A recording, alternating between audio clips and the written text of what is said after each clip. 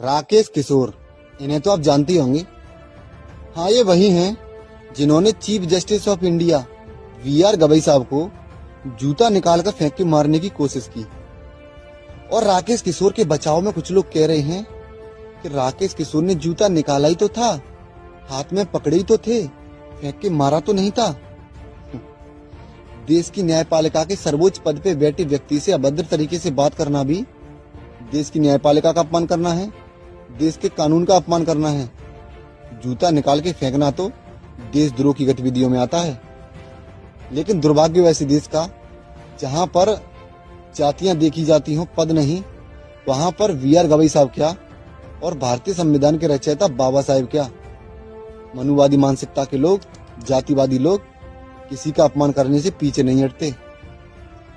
VR. Gavai साहब पे हुआ हमला ये किसी एक व्यक्ति पे हमला नहीं है, ये देश की न्यायपालिका की गरिमा पे हमला है, देश के कानून पर हमला है। अब आप सोचकर देखो कि जिस पद पर वी.आर. गवई साहब बैठे हैं उस पद पर कोई सवर्ण जाति का व्यक्ति होता और जूता निकाल कर फेंकने वाला कोई दलित या फिर मुस्लिम होता तो उसके साथ अब तक क्या हो गया होता, वो किस जेल में होता, देशद्रोह का आरोप लगाकर रातों रात कहां गायब कर दिया जाता पता नहीं चलता।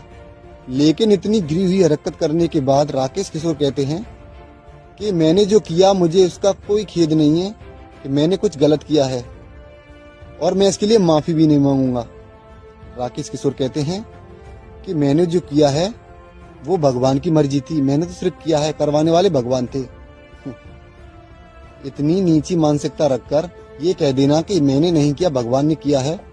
अब मान लो कि कोई और व्यक्ति जिसके भगवान जैसे बाबा साहेब उस व्यक्ति से कहें कि राकेश किशोर को बीच बाजार में जाकर के जूता मारो, तो क्या ऐसा करना सही होगा? मेरा प्रशासन से यही निवेदन है कि राकेश किशोर वी.आर. गवई साहब से माफी मांगे और राकेश किशोर के ऊपर कड़ी से कड़ी कार्रवाई की जाए और वी.आर. गवई साहब को सम्मानित किया जाए। जय भीम, जय भारत, जय संविधान।